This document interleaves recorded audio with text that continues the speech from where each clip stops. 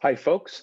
This lesson is about the classical model of aggregate demand, aggregate supply versus the Keynesian model of aggregate demand, aggregate supply. Classical economics goes back to its founder in the 18th century, Adam Smith.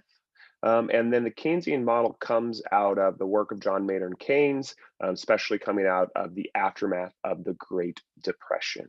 So there is some debate over the model that we've been building. The first theory is known as a classical theory of aggregate supply. And in the classical model, we are focusing on flexible wages. So if there's a change in aggregate demand, a hardcore classical theorist would say, we don't have to worry about it because the price of resources are very, very flexible. And those long run adjustments that I showed you in the last lesson, they're going to happen super, super quickly. Okay. So because of that, we're going to focus on the vertical nature of the aggregate supply curve. Okay. And not worry about having to compensate for those changes in employment because the economy is going to adjust for itself really quickly. So what does this mean? We have a downward sloping aggregate demand curve. We have a vertical aggregate supply curve. Okay. And according to the classical model, if we have a recession, which would be a decrease in aggregate demand, then really, really quickly, wages are going to adjust.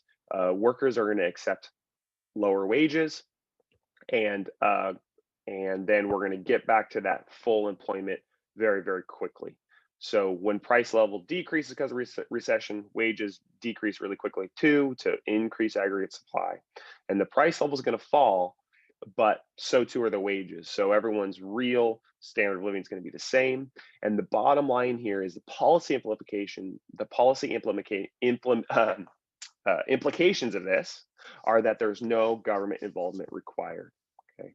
Now, this is going to dominate the 18th and 19th and even early 20th centuries in terms of thinking about macroeconomic models. Okay. Then comes along the Great Depression, and then comes along the British economist John Maynard Keynes. And what Keynes says is, okay, I hear you, classical economists. I see the arguments. I do understand that wages adjust in the long run. However, Keynes famously says, in the long run, we are all dead.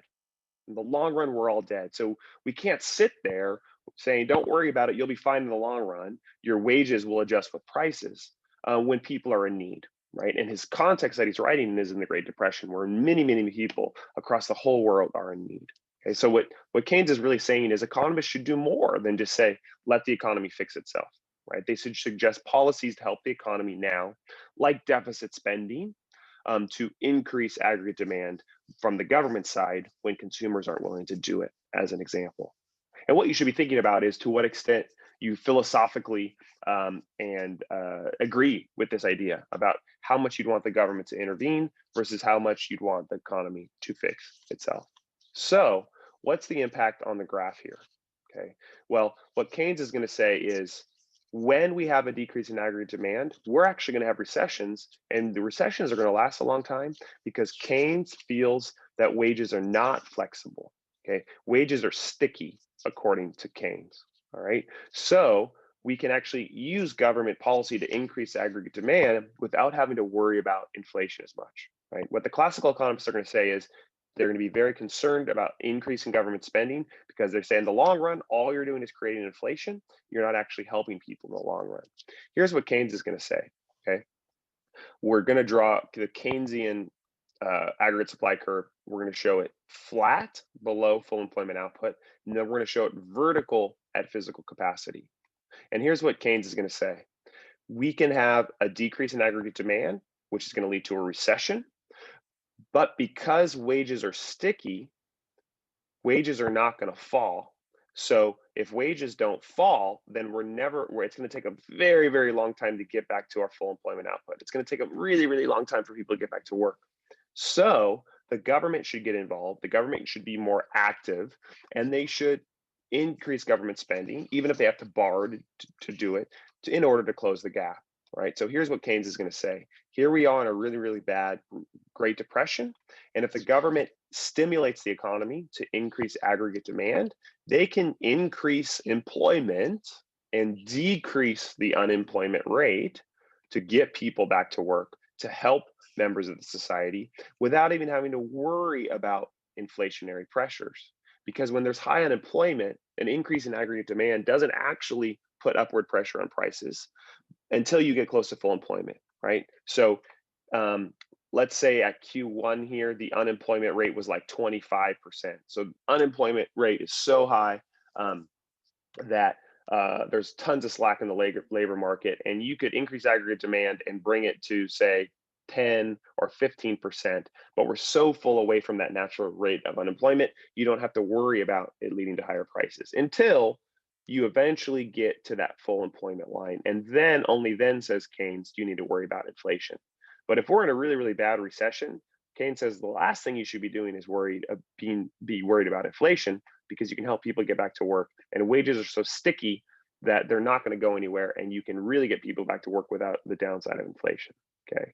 And then he says, fine, once you're along that quantity F, right, quantity of output at full employment, then because you're at the potential GDP of the economy, then you have inflation to worry about. Okay, so what does this lead to in terms of the way this is thought about today?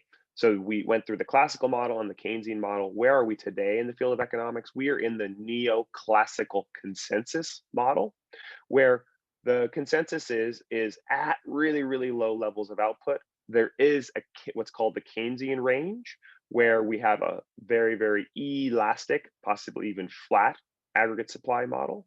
And then as we approach full employment, we have an intermediate range that is upward sloping, where you start to get some upward pressure on prices as you approach full employment.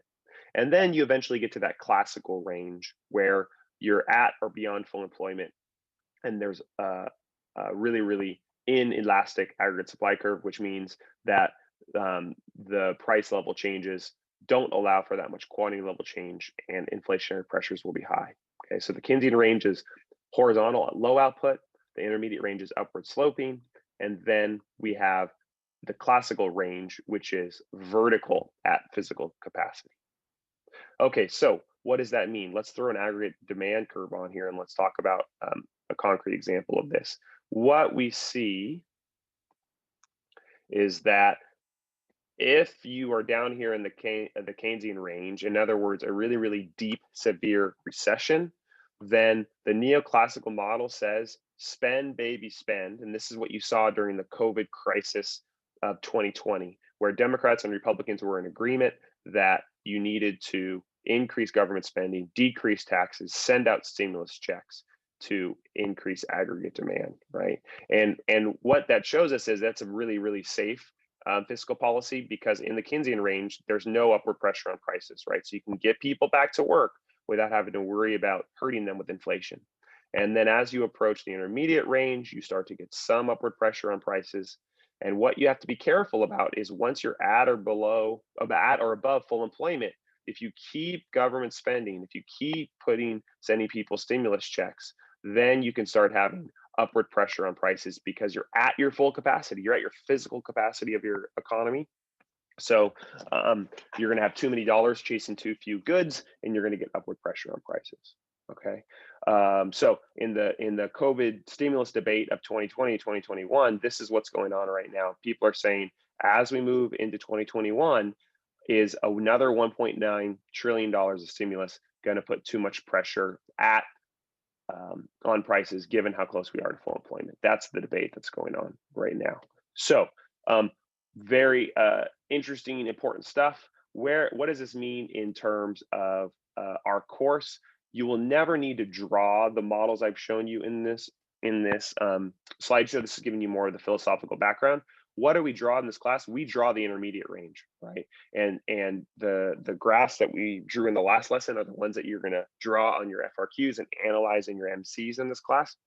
And what we actually usually draw is the intermediate range with LARS that's vertical at physical capacity. And then we draw a short, upward sloping short run aggregate supply curve.